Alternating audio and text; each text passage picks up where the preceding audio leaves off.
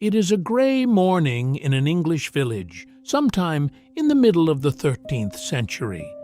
The bells for the day have not yet rung. A man is running across a frozen field, his breath white in the cold air, and behind him a voice rises into a shout. Then another voice, then a dozen.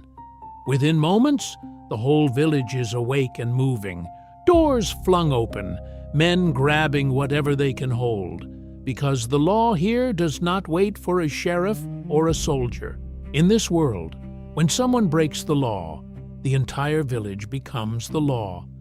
This is the question we are going to answer completely today. What actually happened to a medieval villager who broke the law? Not the story we imagine of dungeons and torture and endless cruelty, but the real, documented system that ordinary people lived inside for centuries. Who caught them? Who judged them? What they were made to pay, or suffer, or lose, and why, for most people, the punishment was not death at all, but something far more woven into daily life.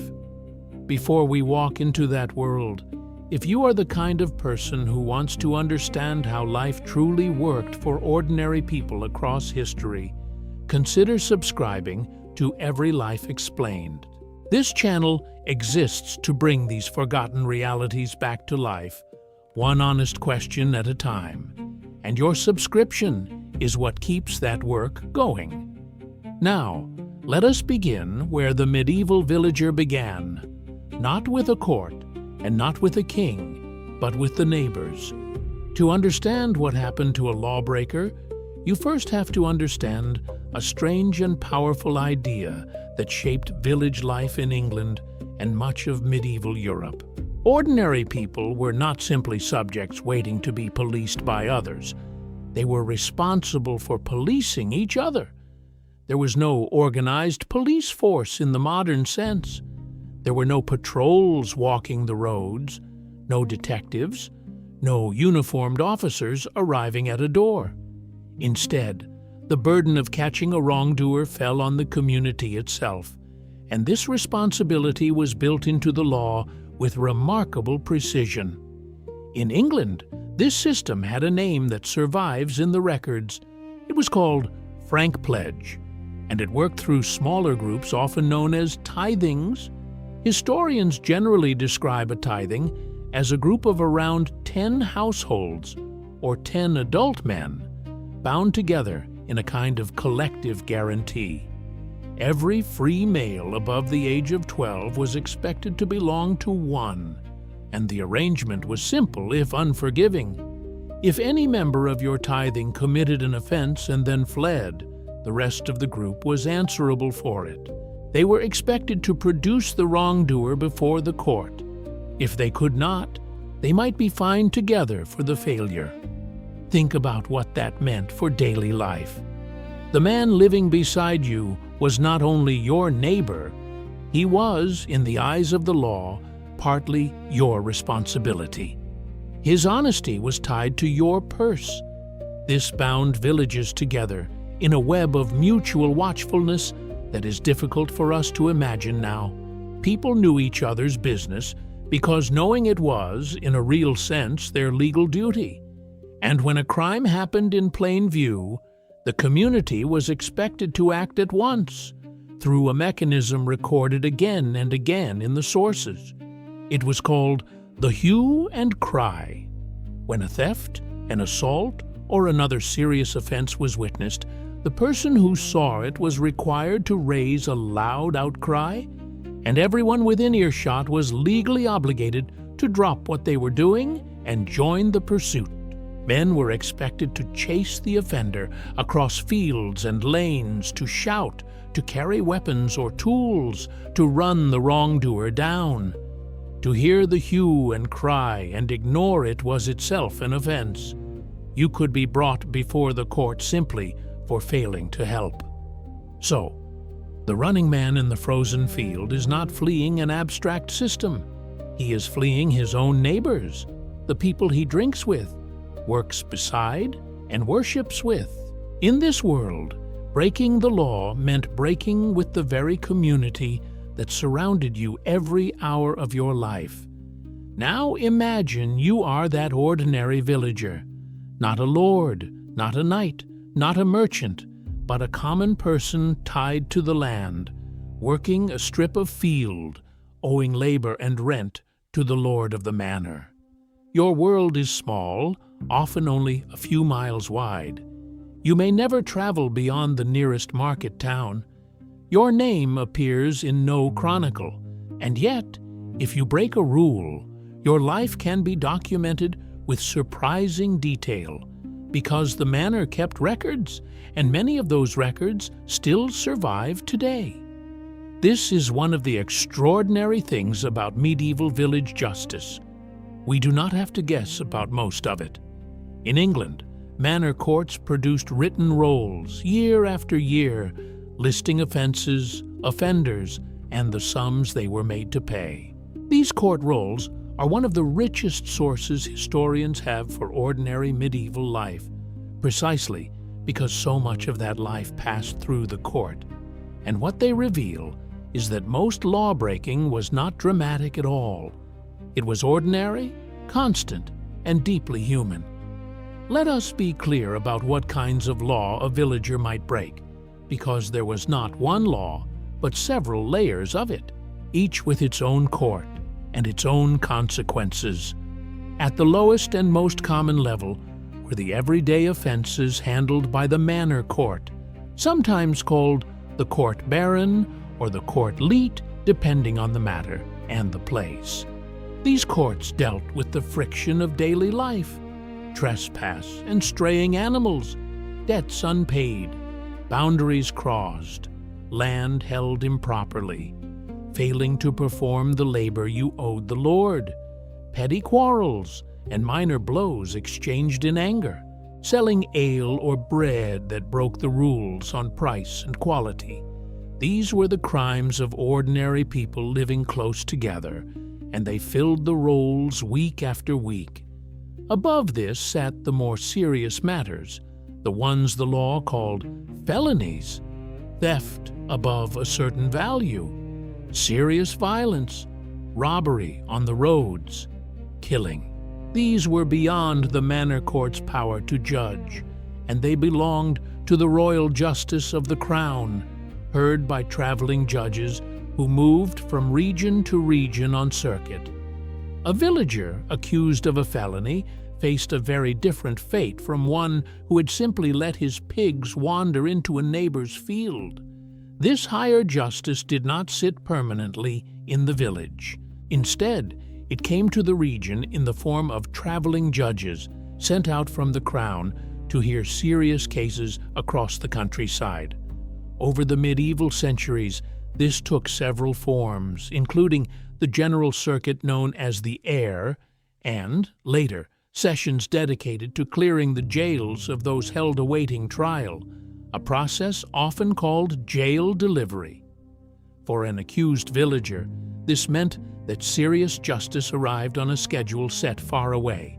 A person suspected of a felony might sit in a cramped and unhealthy jail for weeks or months, simply waiting for the judges to reach their area. The wait itself could be a punishment, even before any verdict was reached. Alongside these judges stood another official whose work still leaves traces in the records: the coroner. The coroner's duties included investigating sudden, violent, or suspicious deaths, and holding an inquest with a jury of local men to establish what had happened. In a world without forensic science, these inquests relied on the knowledge and testimony of the community, and the coroner's rolls that survive give historians an unusually vivid picture of how ordinary people died and how their deaths were judged. The coroner also recorded the confessions of those who fled to sanctuary and chose to leave the realm, tying this official directly to some of the most dramatic moments in a fugitive's story. Understanding the difference between petty offenses and felonies is the key to answering our question honestly. Because the answer to what happened to a medieval lawbreaker depends enormously on what the lawbreaking was. For most people, most of the time, the consequence was not the gallows. It was the court and the fine. Let us step into that manor court, because it is where the vast majority of law-breaking villagers ended up. It was not a grand building. Often it was simply a gathering, held in a hall or an open space at set times through the year, presided over by the Lord Steward. The villagers themselves attended, because attendance was often required, and the community played an active role. Local men served on juries and gave presentments, meaning they formally reported the offenses that had occurred since the last session. In this way, the village policed and judged itself under the Lord's authority. The most common outcome for a minor offense was a payment. In the records, this is often called an amercement, meaning the offender was placed in the Lord's mercy and had to pay a sum to be released from it. To modern ears, this sounds like a fine, and in practice, it worked much like one. A few pence here, a few pence there, recorded neatly beside the offender's name. And here we reach something that surprises many people. For the Lord, this system was not only about order, it was also about income. Every amercement flowed into the Lord's coffers. Fines for straying animals, for brawling, for breaking the rules of trade, all added up. Justice, in this sense, was woven into the economy of the manor. The court kept the peace, but it also filled a purse. Consider one of the most frequently recorded offenses of all, tied to ale. In medieval England, brewing was often done at a household level, and much of it was done by women, sometimes called alewives or brewsters. The assize of bread and ale set standards for how these goods should be priced and made, and brewers were fined so regularly for breaking those standards that historians often see the payments less as true punishments and more as a kind of routine cost of doing business. Being immersed for your ale was, for many, simply part of brewing at all. It appears again and again, a steady rhythm in the rolls, showing us how ordinary the machinery of law truly was. So, for a great many villagers, the answer to breaking the law was this: you were reported by your neighbors. You appeared before the manor court. You paid a sum you could afford, or struggled to afford, and life went on. It was not glamorous, it was not terrifying, but it was constant, and it shaped how people lived, traded, and treated one another every single day. Now, before we move into the harder edge of medieval justice, take a moment to appreciate how different this already is from the myths. This is a good point to pause, and if you are finding this journey into the real medieval world as fascinating as we do, to subscribe to Every Life Explained and stay with us. What comes next is where the stakes rise, and where the medieval imagination reveals something genuinely strange to modern eyes. Because for centuries, before the systems we recognize took shape, one of the most difficult problems in the medieval world was not punishing the guilty. It was knowing who was guilty in the first place. Today, we take evidence, witnesses, and reasoned judgment for granted. But in the earlier medieval period, when there was often no reliable way to establish the truth of a disputed accusation, communities turned to methods that placed the final judgment not in human hands, but in what they believed to be the hands of God. One of these methods was compurgation, also called wager of law. An accused person could clear their name by swearing a solemn oath of innocence, and then bringing forward a set number of oath helpers, neighbors, who would swear that they believed the accused was telling the truth. In a world where a sworn oath was taken with deadly seriousness, and where perjury was believed to endanger the soul. The willingness of respected neighbors to vouch for you carried real weight. Your reputation, quite literally, could save you. But for graver matters, medieval communities sometimes turned to something far more dramatic: the trial by ordeal. This is one of the aspects of the era most misunderstood today, so let us describe it carefully and accurately. The ordeal rested on the belief that God would intervene to reveal the truth through a physical test. In the ordeal by hot iron, the accused might be required to carry a piece of heated iron a set distance. The hand was then bound, and after a number of days it was examined. If the wound was healing cleanly, it was taken as a sign of innocence. If it festered, guilt. In the ordeal by cold water, the accused was bound and lowered into water that had been blessed. The logic, strange as it seems to us, was that the pure water would receive the innocent and reject the guilty. Sinking was therefore taken as a sign of innocence, and floating as a sign of guilt. To medieval people steeped in a world where the sacred and the everyday were deeply intertwined, these were not senseless cruelties.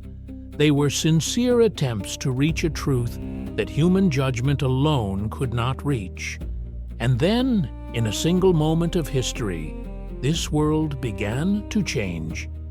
In the year 1215, the Fourth Lateran Council of the Church forbade clergy from taking part in trials by ordeal. Without the blessing and participation of the Church, the ordeal lost its meaning and its authority. Almost at once in England, the courts faced a problem. If they could no longer ask God to judge, how would they judge? The answer they turned to would shape the legal world for centuries to come. They turned to the community. They turned to the jury. Groups of local men, often people who knew the accused and the circumstances, were asked to declare the truth as they understood it. Out of this shift grew the practice of trial by a jury of one's neighbors, a system that would slowly evolve into something we still recognize today. It is a remarkable thing to consider. A council of the church, meeting far away, indirectly gave rise to a tradition of common justice that would outlast the medieval world entirely. Even within this system, though, a villager accused of a serious crime had more paths open to them than we might expect, and these paths reveal how deeply religion and law were entangled. One of them was benefit of clergy. In principle, members of the clergy were subject to the church's courts rather than the harsher royal courts, and church courts could not impose death. Over time, a curious test developed to decide who could claim this status. The accused might be asked to read a passage of Scripture, most commonly a verse from the Psalms, which became so well known for its life-saving power that it earned a grim nickname, the neck verse. In an age when literacy was rare, the ability to read these lines could quite literally spare a person from the gallows and send them instead to the gentler justice of the church. It was an escape available to only some, but for those who could seize it, it changed everything. Another path was sanctuary. A fugitive who reached the safety of a church could claim its protection, and for a set period, often described as 40 days, could not lawfully be dragged out. Inside those walls, the accused was safe, at least for a time, but sanctuary was not freedom. When the days ran out, the fugitive faced a stark choice. One option, recorded many times in the sources, was to confess the crime before an official known as the coroner, and then abjure the realm. To abjure the realm meant to swear a solemn oath to leave the kingdom entirely, traveling to an assigned port by a fixed road, often barefoot and carrying a cross, and to depart, never to return without royal permission. It was exile, chosen over death. A person could keep their life, but lose their home, their land, and their entire world in a single day. And for those who fled and refused to face justice at all, there was the harshest status of all, outlawry. To be declared an outlaw was to be placed outside the protection of the law completely. An outlaw had no legal rights. In the language of the time, they were said to bear the wolf's head, meaning they could be hunted like a wild animal. To live as an outlaw was to live beyond the community, beyond safety, beyond the ordinary bonds that held medieval life together. It is no accident that the outlaw became such a powerful figure in later legend. In reality, it was one of the most frightening fates a person could face, precisely because medieval life depended so completely on belonging. Now we come to the part of the story most people think of first when they imagine medieval justice, the punishments themselves. And here, it is important to be honest and precise because the truth is both less cartoonish and more revealing than the myths. For the majority of offenses, as we have seen, the punishment was financial. But the medieval world also understood something powerful about human beings living in tight communities. It understood shame, and so a whole class of punishments existed not to injure the body, but to expose the offender to the judgment of everyone they knew. The stocks and the pillory are the most famous of these. The stocks held a person by the feet, seated, fixed in place, in a public spot such as the market square or near the church. The pillory held the head and hands, forcing the offender to stand on display. There the wrongdoer remained for a set time, in full view of the whole community, unable to hide their face. Neighbors passing by would see exactly who had cheated, who had lied, who had broken the rules of the market. Sometimes crowds jeered or threw refuse. For a person whose entire life was bound up in their standing among neighbors, this public humiliation was a genuine and lasting punishment. Long after the physical discomfort faded, the memory of being seen there remained in a community that would not forget. Related punishments targeted specific offenses. Dishonest bakers, brewers, and tradespeople who cheated their customers might be shamed publicly, sometimes paraded through the streets with evidence of their fraud displayed. Those accused of being persistent troublemakers with their words, often unfairly directed at women and labeled as scolds, might face the cucking stool or ducking stool, a seat on which a person was displayed publicly and, in some cases, lowered into water. These punishments tell us something important about medieval values. In a face-to-face world, a person's reputation was a kind of currency, and to damage it publicly was to strike at something people cared about deeply. Physical punishments existed too, and we should describe them plainly, but without exaggeration. Whipping was used for a range of offenses.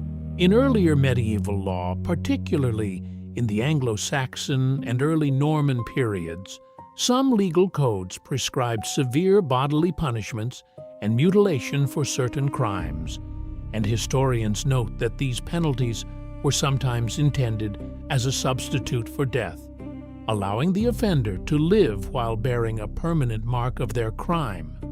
Over time, and varying greatly from place to place and century to century, the balance of these penalties shifted. The medieval world was not one single legal system but many, changing across 1,000 years and countless regions, and it is a mistake to imagine it as uniform. Imprisonment, interestingly, was not usually a punishment in itself in the way it is today. Medieval jails existed, but they were mainly places to hold the accused before trial, not to detain the convicted for long sentences. Long-term imprisonment was expensive and impractical for most communities, and the medieval mind generally did not think of justice as measured out in years behind a wall. Jails were often grim and unhealthy, and simply being held while awaiting the arrival of traveling judges could be dangerous to a person's health. But the modern idea of the prison sentence as the standard punishment for crime simply did not exist in the medieval village.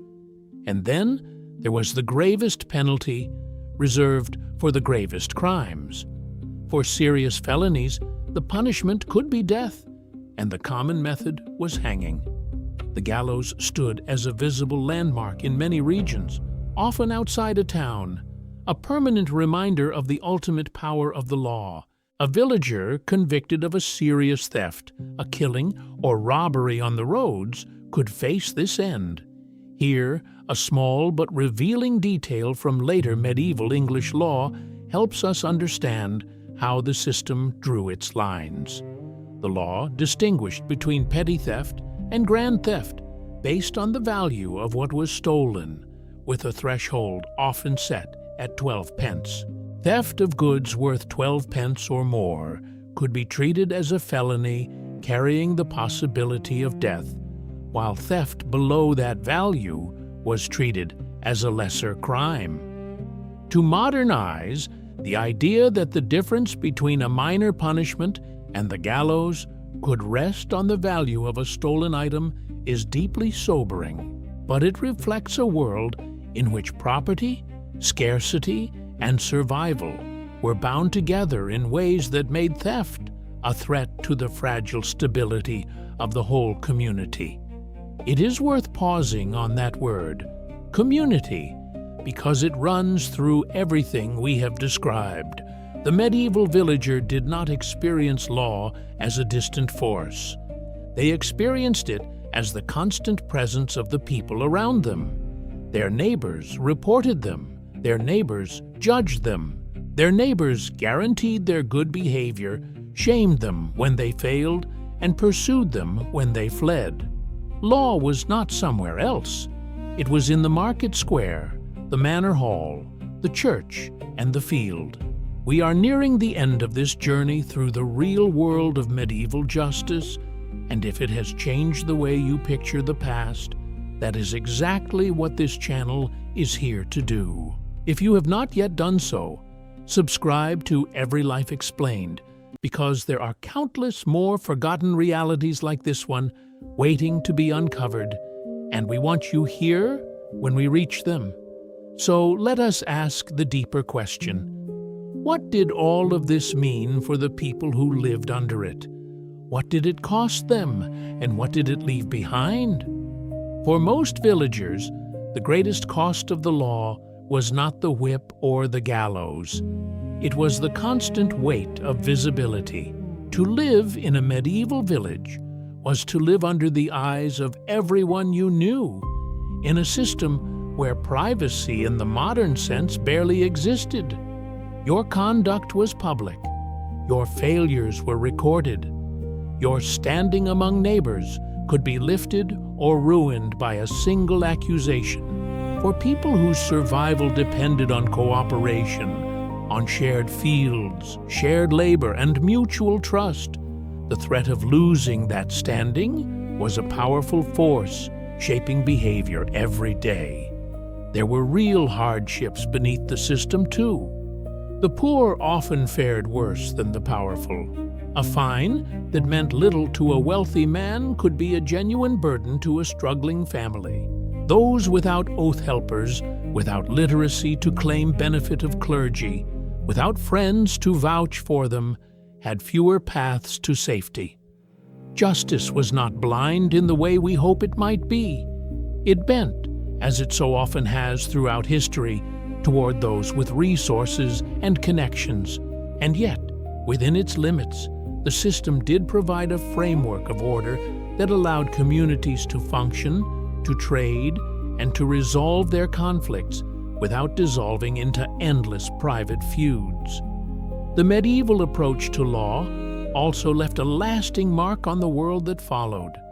The shift away from trial by ordeal toward judgment by a jury of one's neighbors grew, over centuries, into legal traditions that endure to this day. The idea that ordinary people should have a role in deciding guilt, that the community itself has a stake in justice, has roots reaching back into these very villages. The records those courts kept, once simply the paperwork of manorial life, have become an irreplaceable window into how ordinary people actually lived, giving names and voices back to individuals history would otherwise have forgotten entirely. Over the long span of the medieval period and the centuries after it, the whole system slowly transformed. Collective responsibility through frankpledge faded. The role of the manor court declined. Royal and national systems of justice expanded and grew more organized. The dramatic ordeals gave way to reasoned trials, and the notion of the prison, so marginal in the medieval village, would eventually rise to become the central pillar of punishment in the modern world. What we think of today as normal, the officer, the trial, the sentence measured in years, would have been largely foreign to the villager standing before the manor steward, waiting to hear the sum they owed. And so, we return to that man running across the frozen field, with the hue and cry rising behind him. We can see now that his fate was not a simple matter of cruelty or mercy. It depended on what he had done, on who he was, on whether he could reach a church, recite a verse, find neighbors to swear for him, or afford the sum the court demanded. His story sat inside a vast and intricate machinery of law that most of us were never taught. A machinery built not on distant institutions, but on the villagers themselves. What happened to medieval villagers who broke the law was, in the end, a reflection of the world they lived in, a world where community was everything, where reputation could save or destroy you, where God was believed to judge through fire and water, and where the line between order and ruin was thin enough that a single stolen object could decide a life. It was harsh, and it was uneven, and it was, in its own way, deeply human. It reminds us that justice has always been something people build, argue over, and reshape, generation after generation, reaching for order in an uncertain world. The people of these villages left us more than court records and ruined halls. They left us the long, unfinished story of how human beings try to live together, and what they are willing to do when one of their own steps outside the line. That story did not end with them. In many ways, we are still living inside it. If this look into the real medieval world meant something to you, subscribe to Every Life Explained and join us for the next question. Because every ordinary life, no matter how far in the past, has something extraordinary to teach us, and there are so many more still waiting to be explained.